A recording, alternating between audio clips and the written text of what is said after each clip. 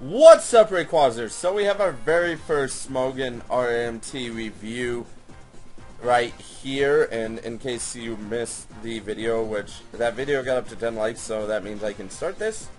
But in case you missed the video, I asked for 10 likes on the video to start doing Smogon random match, or not random match, rate my teams. Actually evaluate them through battle and stuff and give my own personal evaluation of them and all that. And so that's what I did. So looking at the team he's running, the guy was trying to do a black and white 2 OU team. And it's centered around Meloetta. The link will be in the description for his team. The fact that he does use Thunder's T and Meloetta is pretty original because there's not really sets for them out there yet. But the rest of his stuff is pretty Smogon heavy, so I'm only going to give this team an originality rating of 7 out of 10. And I'm going to break it down into 3 different parts and then average the score, and that's going to be the overall score. That way, you know, you can basically see what it excels in and what it doesn't. So, right here, I let off with Thunder's T, and I'm going to predict the Focus Blast like a champ as he switches into Mamoswine, but of course I do miss, and I figured he'd probably go switching into something, so I decided to switch into my Skarmory as he switches into his Tentacruel. And through trying out this team, I basically found that it is rather Mamoswine and Jirachi weak. Like, once they switch in, you just don't have the resources to actually get rid of them nice and quick. And unfortunately, he does not pack a spinner on this team, even though he is running the Thunderous T, which is going, since it's not a Tornadus T, it's not going to be able to get some health back easily. And so, the fact that he doesn't run a spinner on this team is rather disappointing, especially since if you face an opponent like I did that has all 3 types of entry hazards, you're going to not like it. Actually, not all 3. He has 2 of them. Sorry, not all 3. But if you face an opponent that basically just has even 2 entry hazards that he can set up or something like that, or this team really needs a spinner is what I'm trying to get at, basically. And here's a shining example of how the team kind of fails to take care of Jirachi, especially since Thunderous T is really the fastest member of the team, and its speed is only 300. And the only reason it's faster than everything else is because of a choice scarf that the guy decided to do. I guess Meloetta's fast once you shift it, but the shifting of Meloetta takes a while, and it gets rather interesting when you try and shift Meloetta. So yeah, overall this team is kind of, I don't know.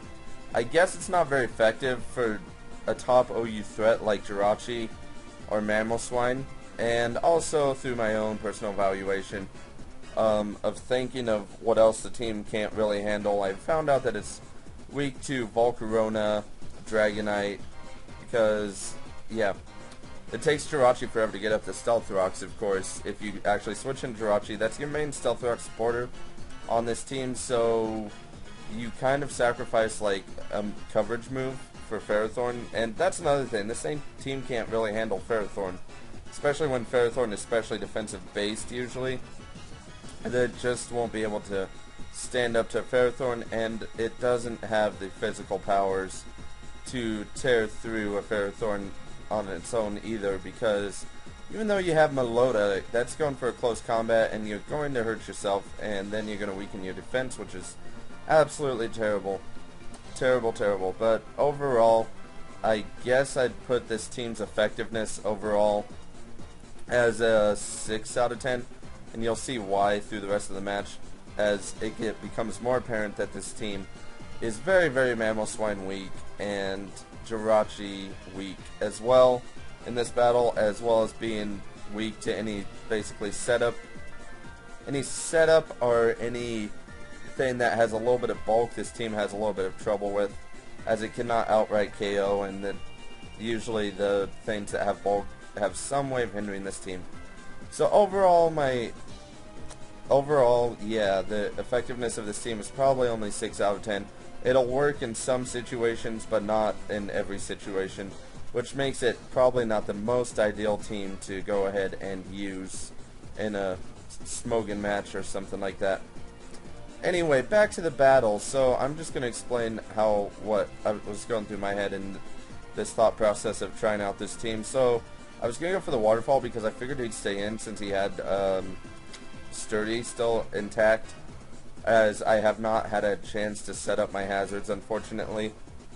And I go for a crunch, thinking it will get rid of that Politoed, but of course it does not, and the Perish Zone is going to get handed off to Sharpedo, which is rather disappointing, because that means I'm going to be forced to switch eventually, which is not good.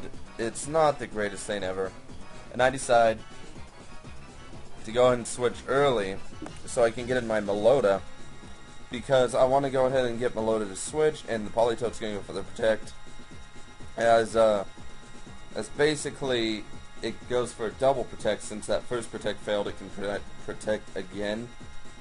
And yeah, so it protects, and I go for the Relic Zone to go ahead and shift, which that's another bad thing about Meloetta, is you have to use the turn to shift into the form you want if you're going to shift, which is why some people decide to just go for the normal Meloetta instead of the pirouette form. And I think the normal Meloetta's form is called the Aria form or something like that. So I finally get to switch into Meloetta, which is good. Pretty fantastic, and the Politoed's Perish count is going to fall to 0, which means that my Meloetta is free right here, except for the fact that there's a Skarmory. See, this is the only problem with this team, is it just has too many counters, honestly. Once a couple things of the team are gone that actually are able to do damage, you're just not going to be able to really do damage too much anymore, which is rather disappointing, of course, because you're going to want to be doing damage. So I decided to bring in my Jirachi because I figured he'd try and roost Life Orb stall me, or PP stall me or something like that. And Whirlwind happens, and I get forced back out into my Meloetta. So I try and go for the Relic Zone, hoping maybe I'll get a sleep. And look how much the Relic Zone does even without special attacking investment. That's pretty insane, the fact that Meloetta does have high enough offenses. And the defenses lack on the other side, of course, that you're not using. Like right now, the defense on the actually pirouette forms defense sucks overall. But like the normal Meloetta has a pretty good special defense at the cost of some speed. So yeah, my advice for this guy's team, if he's going to work on building something around Meloetta, he should have more than about 3 actual offensive attackers, because when you face a fairly hyper-offensive team like I am right now, you're just not going to have an advantage right here, because there's not much you can do. And watch, Meloetta is going to go down. It's easily killed by priority. I had the quick attack, but I knew that quick attack would do absolutely nothing. I could have gone for it just to get off some damage, I suppose, but I figured, what's the point? Maybe he's trying to overpredict a quick attack or something. So quick attack on a Meloetta is definitely also a bad idea. That was a pretty bad idea. So he's going to withdraw his Mamoswine and go into the Ferrothorn, obviously predicting the Waterfall, which I go for because Rain boosted, and it's my best attacking option. So there gets another crit that actually matters, because otherwise Ferrothorn wouldn't have died before I managed to get off a lot of damage on it. So Waterfall, blah blah blah. It's a 2 to 3 hit KO thanks to that crit. Unfortunately, min damage, shenanigans, and therefore Ferrothorn's not gotten rid of.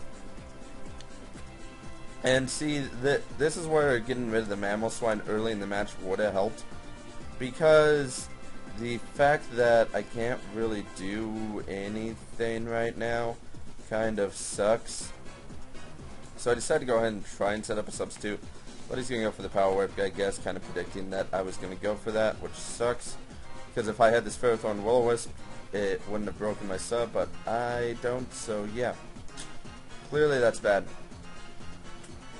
But like as I was saying, if I had gotten rid of Mamoswine early in the match, I could have honestly just spam Thunderbolted with Thundurus T and probably gotten the win But of course, since I didn't get that hit in the match, it causes me trouble the entire match.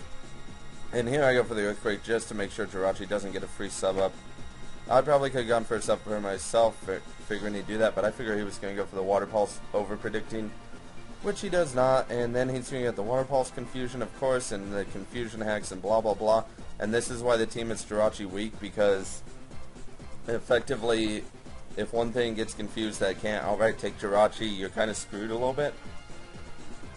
And right here I get critted, which sucks as well, because Gliscor should have been able to survive, as well as managed to get off an Earthquake, which is rather disappointing, but oh well, what you gonna do?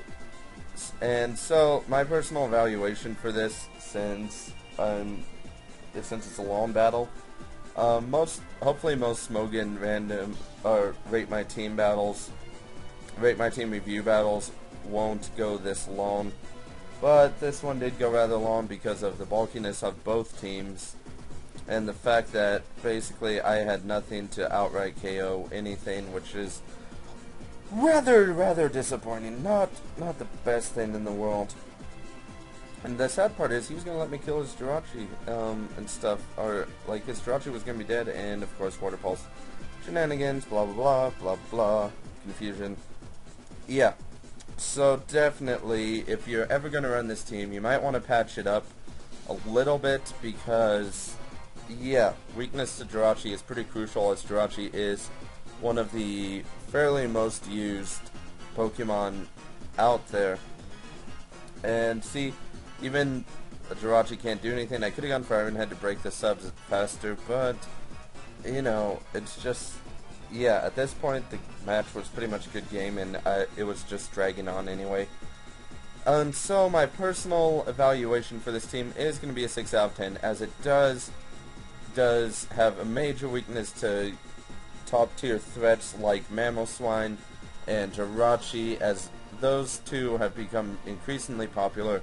I mean, Jirachi's always been popular for its Hacks Serene Grace thing, but the fact that Mamoswine's starting to become more popular with the introduction of a Dragon Dance Outrage Moxie Salamence being legal now, so everybody's getting those choice banded Mamoswines ready with the ice shards and everything. So the fact that Mamoswine's become ever more popular is terrible for this team, as it means that you can't really Earthquake, or you don't have too much to resist Earthquake. You have like Thunderstea and Gliscor, but both are pretty badly damaged by the ice moves that Mamoswine carries, which is really terrible. Perhaps a user Levitate with bulk such as Cresselia would patch up the Mamoswine weakness, as then you would be able to take a lot more hits from a Mamoswine. Unfortunately, this team looks solidly built, but it just doesn't perform as well in battle as it looks like it should, and it does have a major weakness to some key threats in OU, such as Volcarona, Jirachi, and Mamoswine, as well as other threats, but those are just to name a few. And so my personal evaluation is a 6 out of 10, unfortunately, for this team, which gives this team an overall score of 6.3 out of 10.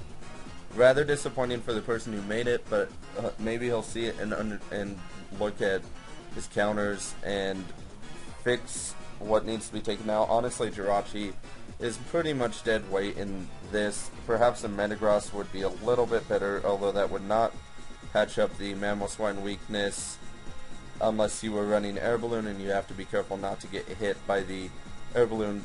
The Bullet Punch addition, however, would be nice if you were running a lead Metagross, as you would be able to then do at least a pretty good hefty amount of damage to Mamoswine if it tries to Earthquake you. And so that is pretty much it for this review. Let me know in the comments the tier you would like me to cover next, and I will look for an interesting Rate My Team in there. So just to recap the scores really fast: Originality 7 out of 10, Combat Effectiveness 6 out of 10, and my personal evaluation, it only gets a 6 out of 10, also 6.3 out of 10. And I apologize to whoever made this if you're watching it and got offended, but this is my honest opinion through experience and all that. So comment, like, and sub, and hopefully I can get more of these out to you.